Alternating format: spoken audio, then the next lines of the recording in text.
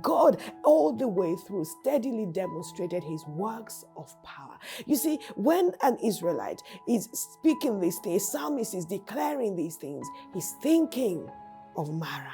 He's thinking of Jericho. He's thinking of the crossing of the Jordan. He's thinking of all the men who died in the desert because the generation that died in the desert because they did not believe God, but how God brought these people out with a mighty hand. He's thinking of the kings of the Amorites who gathered together against God's people, who gathered against the Gibeonites who had made an agreement with God's people, and how they were soundly defeated. He's thinking of how they came across they went across the Jordan, and the priests put their feet into the water, and the water mounted up on one end like a dam, and on the other end, and the water stood firm or high, and the people walked through on dry ground.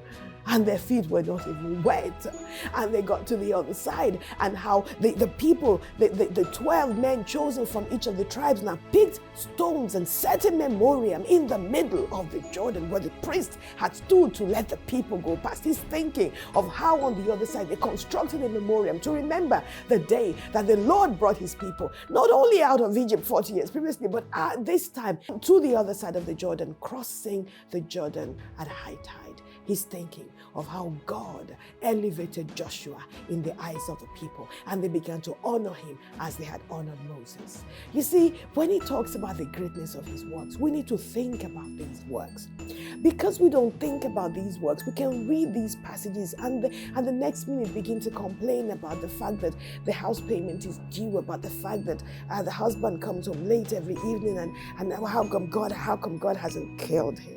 We forget that God went and got Moses from the desert and took him to confront Pharaoh of Egypt. You know, when you put your life in God's hands,